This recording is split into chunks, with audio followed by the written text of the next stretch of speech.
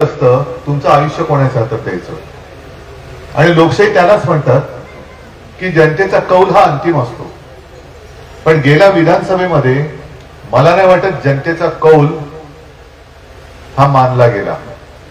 कारण जिथे जातोय तिथे सगळेजण सांगतात की साहेब आम्ही तुम्हाला मत दिलं होतं, हे सरकार येऊ शकत नाही. याचाच अर्थ असा की कुठेतरी फार मोठा घोटाळा झालेला आहे. आणि ज्या सरकारचा जन्मच घोटाळ्यातून झालेला आहे ते सरकार घोटाळे नाही करणार तर काय करणार. मतचोरी म्हणजे पक्ष तर चोरला, तुम्हाला मी डायरेक्ट सगळ्या या पक्षातनं चोर त्या पक्षातनं चोर सगळे, म्हणजे जो मोठा चोर असेल त्याला पाय घड्या. आणि जो निष्ठावंत कार्यकर्ता असेल त्यांनी काय करायचं, या बाजार गुंड्यांच्या सतरंज्या उचलायच्या. याच्यासाठी तुम्ही मेहनत करत होतात का? आज तुमचे डोळे उघडले आणि तुम्ही एका बसवलंय हेच कोणाला कळत नाहीये. लोकसभेमध्ये तुम्ही आपला काय बंडू बॉस बरोबर आहे त्याला निवडून दिलं आणि परभणी आपला बालेकिल्लाच आहे, तो कोणी हलवूच शकत नाही. पण ह्या इथल्या विधानसभेमध्ये आपला पराभव झाला, ठीक आहे. झाल्यानंतर जो झाला तो पण गेला, तो जाऊया. पण तो गेल्यानंतर नवीन तरणीबाण पोरं उभी राहिली, याला म्हणतात शिवसेना. म्हणजे तुम्ही सगळे शेतकरी आहात. आता हे झाड मला खूप आवडते, छान झाड आहे. पण या झाडाची सुद्धा कधी कधी पानं गळतात. आता मला कोणी सांगितले 100 वर्षापेक्षा जास्त जुनं झाड आहे, बरोबर ना. म्हणजे पानं गळतात पण मुळं आणि खोड मजबूत आहे. तसं शिवसेनेचं आहे. मूळ आणि मुळे एवढी खालपर्यंत गेले, कोणी किती उपटू म्हटलं तरी काय उपटू शकत नाही. आणि मग ज्यांची मुळच नाहीये त्यांना तेव्हा सगळ्यांची पानं घेऊन चिकटवावी लागतात. हे फेविकॉल का जोड आहे, 50 खोके का जोड आहे, खोके घेऊनच पळाले. म्हणजे जिथून दगाबाजीने त्यांच्या कारभाराची सुरुवात झाली. आणि मग माझा स्पष्ट आरोप आहे, आता तुम्हीच सांगता की त्यावेळेला मी केलेली कर्जमुक्ती तुम्हाला मिळाली होती म्हणून. मिळाली होती ह्याचं कारण का? कोणी तुम्ही मागितली होती माझ्याकडे? साधारणतः 2017 साली ना त्या देवेंद्र फडणवीसांनी कर्जमाफी जाहीर केली होती. छत्रपती शिवाजी महाराजांचं नाव दिलं. मी त्यांच्या मागे लागलो होतो कारण आम्ही तेव्हा सत्तेत भागीदार होतो. युती होती शिवसेना भारतीय जनता पक्ष. मग त्याला करायला लावली होती कर्जमुक्ती. पण माझं समाधान नव्हतं कारण ते एवढ्या अटी तटी शर्ती होत्या की तुम्ही नको बाबा, म्हणजे काय जाऊ दे ना, आहे तो बरा आहे पण कर्जमुक्ती नको आम्हाला. कारण एवढे अटी तटी शर्ती होत्या, किती वेळा ते सह्या करायच्या, आमचे करायचे, हेलपाटे. माझं काही समाधान नव्हतं झालं. आणि अनपेक्षितपणाने तुमच्या सगळ्यांच्या आशीर्वादाने मुख्यमंत्री पद माझ्याकडे चालून आलं. आता ते आल्यानंतर मी माझी एक कृतज्ञतेची भावना, कृतज्ञ म्हणून एक व्यक्त केली की नाही, आपल्याला शेतकऱ्यांना त्यावेळेला अर्धवट जे काही मिळालं ते पूर्ण दिलं पाहिजे. आता माझी मागणी हीच आहे की तेव्हा तर काही असं नव्हतं, पण आता संकट आहे. आणि अभ्यास कसला करतात? मी केला होता का अभ्यास? मी पाठवली होती का समिती? बरं, आता जर का अभ्यास करायला समिती पाठवली तर तुम्ही इकडे शेतकरी किती जमले आहात की नाही? शेतकरी सगळे शेतकरी आहात ना. मग आता मला प्रामाणिकपणे सांगा, कारण मी येता जाताना बघतोय शेतकरी दादा माझा कामाला लागला. पेरण्या सुरू झाल्या, म्हणजे डोळ्यात पाणी आहे. जगायचं कसं हा प्रश्न आहे, खायचं काय हाही मोठा प्रश्न आहे. पण तुम्ही काम नाही थांबवू शकत. म्हणजे दुतर्फा बघितलं तर आता परवा सुद्धा मी गेलो होतो, पेरणी सुरू आहे. मग आता जर का कोणी पंचनामा करायला आला तो रिपोर्ट काय देणार? सगळं फर्स्ट क्लास आहे, पेरण्या सुरू झाल्या, रब्बी पिकाच्या पेरण्या सुरू झाल्या, काय करणार पंचनामा? काय नुकसान भरपाई मिळणार? म्हणजे जेव्हा यायला पाहिजे होतं तेव्हा कोणीच आलं नाही. आता काल परवाकडे केंद्राचं पथक येऊन गेलं. माझं तर म्हणणं असं आहे की आपण एक शर्यत किंवा स्पर्धा लावायला पाहिजे. केंद्राचं पथक दाखवा आणि 1000 रुपये मिळवा. तुमच्या गावात आलं होतं असेल तर आनंद आहे. पण जिथे आलं होतं असं म्हणतात तिकडे रात्री पाहणी केली. ते टीव्हीवर चालायचं ना, रात्रीचा खेळ चालेल तसं रात्रीची पाहणी. काय करणार रात्रीचं पाहणी करून? आणि 50,000 रुपये हेक्टरी, हे की मी माझ्या मनचं नाही बोललेलं, तुमच्याशी बोलून मी मागणी केलेली. कर्जमुक्ती झालीच पाहिजे ही माझ्यापेक्षा तुमची मागणी आणि तुमची आत्ताची आवश्यकता आहे. कारण तुम्ही संकटात आहात. मुख्यमंत्र्यांनी आता जूनचा मुहूर्त दिलाय. मान्य असेल तर मला काही हरकत नाही, कारण मी तुमच्यासाठी लढतोय. तुम्हाला जूनचा मुहूर्त मान्य आहे का? कारण जूनचा मुहूर्त काढायचा असेल तर मी सांगतो, शेतकरी दादांना सांगतो की थांबा, मुख्यमंत्री जून मध्ये कर्जमुक्ती करणार आहे. पण मला मुख्यमंत्र्यांनी मग 2-3 प्रश्नांची उत्तरं द्यायची. जून मध्ये जर का कर्जमुक्ती करणार असाल तर आत्ताच थकलेल्या कर्जाचे हप्ते आम्ही भरायचे की नाही भरायचे? व्याजाचे हप्ते नवीन रब्बीसाठी कर्ज मिळणार आहे की नाही मिळणार आहे? मग ते मिळालं तर त्याचे सुद्धा हप्ते किंवा व्याज भरायचं की नाही भरायचं? आणि ते सुद्धा कर्ज तुम्ही जून मध्ये माफ करणार आहात का? माझे प्रश्न बरोबर आहेत का चुकीचे आहेत? कारण बँकेचे तगारे थांबलेत, तुमचं अकाउंट सुद्धा काय होल्ड वगैरे करतात तसं सगळं केलेलं आहे, बरोबर आहे. आणि बँकेचे तगादे काय थांबले नाही. माझ्याकडे बातम्या आहेत, रोज कुठे ना कुठेतरी आत्महत्या सुरूच आहे. मराठवाड्यात तर आहेत, पण विदर्भात सुद्धा सुरू आहे. अगदी आपल्या टोकात तिथे चंद्रपूर जिल्ह्यात राजुरा तालुक्यात एका महिलेने, यशोदा राठोड त्या महिलेचं नाव, 68 वर्षाच्या होत्या, त्यांनी 2 दिवसापूर्वी पेपरमध्ये आले, त्यांनी आत्महत्या केली. बँकेचा तगादा लागला मागे म्हणून. आणि जानेवारी पासून आतापर्यंत जवळपास 1000च्या आसपास, किमान 1000च्या आसपास आत्महत्या झाल्या. मग या आत्महत्येचा पाप निवडणुकीच्या आधी जे देवेंद्र फडणवीस सांगत होते की भाजपचं सरकार आल्यानंतर आम्ही शेतकऱ्याचा 7-12 करू, कोरा कोरा कोरा म्हणून तुम्ही त्यांना मतं दिली. मग आता हे आत्महत्येचं पाप कोणाच्या डोक्यावर टाकायचं? जर वेळेमध्ये कर्जमुक्ती झाली असती तर ही सगळी 1000च्या 1000, मी 1000 एक अंदाजाने बोलतोय, त्याहून जास्त असतील. ही सगळी लोक आज आपल्यामध्ये हजर असतील.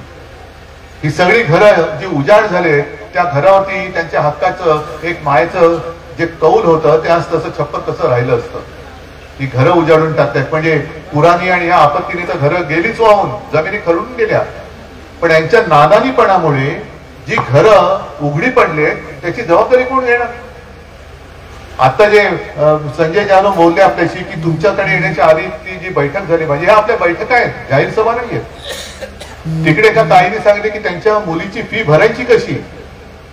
सरकारने भले जाहीर केले की मुलीला शिक्षण माफ आहे, फी माफ आहे, पण तरी त्या म्हणतात की मला फी भरावी लागते. 2 लेकराच्या फी भरायच्या कशा? मग काय शेतकऱ्याला मुलगी शिकली, प्रगती झाली, ती कुठे गेली घोषणा? आणि मोदी साहेबांनी जे सांगितलं होतं 2014 साली, जसं आत्मनिर्भर भारत बोलले होते, तसं ते म्हणाले होते की शेतकऱ्यांचं उत्पन्न मी दुप्पट केल्याशिवाय राहणार नाही. किती जणांचं दुप्पट झाले? अहो साधा प्रश्न आहे. लोकसभेच्या निवडणुकीच्या वेळेला मी फिरत होतो सगळीकडे आणि मी सांगत होतो की आपलं सरकार केंद्रात आलं असतं तर मी शेतीविषयक ज्या काही गोष्टी आहेत, मग अवजारं असतील, बी बियाणं असेल, खतं असतील, जंतुनाशक असतील, पंप असेल, या सगळ्यावरचा जीएसटी मी माफ करीन, हे मी तुम्हाला सांगितलं होतं. आता जीएसटी कोणी लावला? मोदी बाबांनी. म्हणजे खतावरती आता किती कल्पना नाही, पण एक काळ असं होतं की 18% होता, बरोबर ना?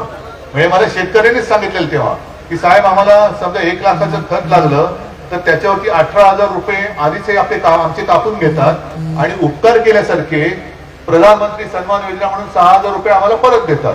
पण 6,000 देताना 12,000 त्यांनी खिशात टाकले, हे आम्हाला कळतच नाही. आता त्या खतावरची जीएसटी कदाचित कमी केली असेल, मला नाही माहिती, पण जीएसटी ठेवलाय काय? मग शेतकऱ्यांचं साठी जर काय सरकार असेल तर मग जीएसटी ह्या शेतकऱ्यांच्या वरती, शेतकऱ्यांची आवश्यक लागतं आहे त्याच्यावरचा जीएसटी माफ का नाही करत? याचं कारण सरकारने तुमचं पाणी झोपलंय. मी जे आधी सांगितलं की तुम्ही काय करणार करून करून? आत्महत्या ना, दुसरं काय करणार? काय करणार बाबा, आता जगायचं कसं? याच्यापेक्षा आत्महत्या केलेली बरी. हे सरकारला माहिती आहे की हा शेतकरी आहे ना, हा साधा आहे, भोळा आहे, याला याची ताकद माहिती नाहीये. हा जास्तीत जास्त काय करेल? हा जीव देईल, पण आपल्या अंगावरती येणार नाही. जोपर्यंत तुम्ही सरकारच्या अंगावर जात नाही तोपर्यंत सरकार तुमच्या समोर गुडघे टेकणार नाही. आज सुद्धा आता तुम्ही निवेदन दिले ना, काय काय, मी आता संजयजी तुमच्याकडे निवेदन दिलं, कुठलं होतं ते? विहिरीचं असेल, आणखीन काही असेल, विहिरीच्या पंचनाम्याचं. तहसीलदार येत नाही. कसा येत नाही? जा ना, सगळे शिवसैनिक तुमच्या बरोबर येईल, आपल्या खासदार तुमच्या बरोबर येईल, जिल्हा प्रमुख येईल, जा मोठा मोर्चा घेऊन जा तहसीलदाराकडे. आणि हाच तर मी म्हणतोय दगाबाज सरकारचा पंचनामा.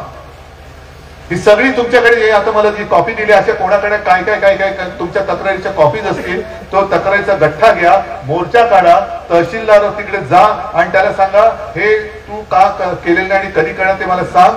सरकारने जाहीर केले पॅकेज, या पॅकेजचे पैसे आम्हाला आतापर्यंत का मिळाले नाही याचं पहिलं उत्तर दे. हे बघा आता एक डिअर कस्टमर, हे आजचा एक हे आहे, सांगतो थांबा. हा मोबाईल कोणाचा आहे दादा? हा, विम्याचे पैसे कोणाला मिळाले? अरे नाही, तुम्ही खोटं बोलताय. माझ्याकडे पुरावा आहे. अरे पुरावा आहे माझ्याकडे, तुम्ही खोटं बोलताय. हे बघा विम्याचे पैसे मिळत ना? अरे काम मिळालेत की नाही? 1 रुपया मिळालाय.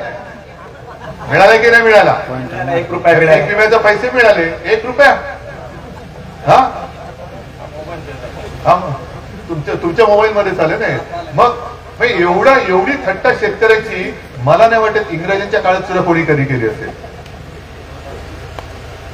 ह्या सगळ्या गोष्टी गोळा करा आणि मग बघू ना कसे नाही, कसे ऐकत नाही.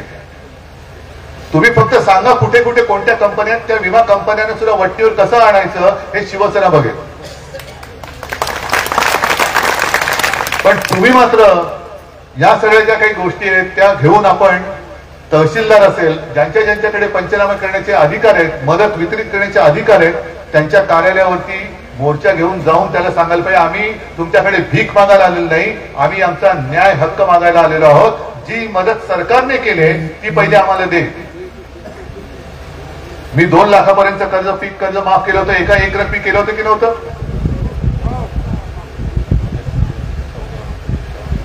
हा, ही आणखीन आहे. म्हणजे जमिनीप्रमाणे कोणाकोणाला किती मदत आलेली ती त्याची यादी आहे. तुम्ही आता दादा दिली ना, त्याच्यामध्ये कोणाला 14 रुपये मिळालेत, कोणाला 84 मिळालेत, कोणाला 151, कोणाला 8 रुपये, कोणाला 146, 113, 116, काय आहे? आणि गद्दारांना किती? म्हणजे जो इमानदारीने राहतो त्याच्याशी तुम्ही असे वागता आणि जो गद्दारी करतो त्याला 50 रुपये देतात. गद्दाराची किंमत जास्त आहे. आणि म्हणून काही वेळेला जो संताप असह्य होतो ना, तो एवढ्यासाठी होतो की मी पत्रकार परिषदेत बोललो की आता या वर्षी वंदे मातरम या आपल्या राष्ट्रगीताला 150 वर्ष होत आहेत. हे भाजपवाले सगळे कोकलून बोलत होते ना, इस देश में रहना होगा तो वंदे मातरम कहना होगा. मान्य आम्हाला. पण पहिलं मला भाजपवाल्यांना विचारायचंय की अरे तुम्ही माझ्या भारत मातेची जी लूट चालवलेली आहे, जो माझ्या शेतकऱ्याची तुम्ही थट्टा चालवलेली आहे, तुम्हाला वंदे मातरम बोलण्याचा भाजपवाल्यांना अधिकार नाहीये. बोलू नका वंदे मातरम. कारण ज्या भारत मातेला तुम्ही लुटताय, जमिनी लुटताय, शेतकऱ्याला नागवताय, भ्रष्टाचार करताय आणि वरती सांगताय वंदे मातरम. भाजपवाल्यांना अधिकार नाहीये वंदे मातरम म्हणण्याचा. अपमान करताय तुम्ही भारत मातेचा. आणि म्हणून 2 कार्यक्रम मी तुम्हाला दिलेले आहेत. मी पुढच्या महिन्यामध्ये परत येईन, पण परत येईन ते मी तुमच्याशी असं बोलणार नाही. तुम्ही मला हातात कागद घेऊन तयार पाहिजे, आता जसं देतात तसं. आणि त्या कागदावरती दगाबाज सरकारचा पंचनामा पाहिजे, त्या पंचनाम्याचा रिपोर्ट पाहिजे. रोज जायचं, कार्यालयात जायचं आणि त्याला सांगायचं तुझ्या सर्कलमध्ये किती शेतकऱ्यांच्या जमिनीचा पंचनामा केला त्याची यादी दे, किती जमिनीचा केलेला नाही त्याची यादी दे. पंचनामा केला असशील तर किती शेतकऱ्यांना किती नुकसान भरपाई मिळाली पाहिजे त्याची यादी दे, किती शेतकऱ्यांना नुकसान भरपाई मिळालेली आहे त्याची यादी दे. वेळ लागेल, दिवसभर जाईल, जाऊ द्या, त्याला सोडायचं नाही. त्याच्या जेवणा खाण्याची सोय करायची. कशी करायची? तुम्हीच बोलत ना आता कोणी कसं तुम्हाला तांदूळ दिलाय, काय बोलत? तांदूळ कसा बासमती आहे ना, हा किड्यातला तांदूळ निवडावा लागतोय. गहू सुद्धा तसाच हायब्रिड दिलेला आहे. या सगळ्याचं पंचपक्वान्न करा आणि त्याला सांगायचं तूच वितरित केलेले आहे सरकारने, हेच तुला आम्ही जेवला आणि तू जेव इकडे, पण आमचं काम केल्याशिवाय जायचं नाही. रोज सकाळी इतक्या वाजता ऑफिस टाइम आहे ना, कार्यालयाने वेळेत ये इकडे, तुझ्या जेवणा खाण्याची सोय करतो, पण तुझा पंचनामा आता आम्ही केल्याशिवाय राहणार नाही. हे सुरू करा जरा. नाहीतर आता मी तुम्हाला सांगितलं ना, सरकार म्हणते काय शेतकरी काय 2 दिवस रडेल, कपाळावर हात मारेल, नशिबाला दोष देईल आणि कामाला लागेल. रात नाही बात नाही, पुन्हा निवडणुका आलेल्याच आहेत.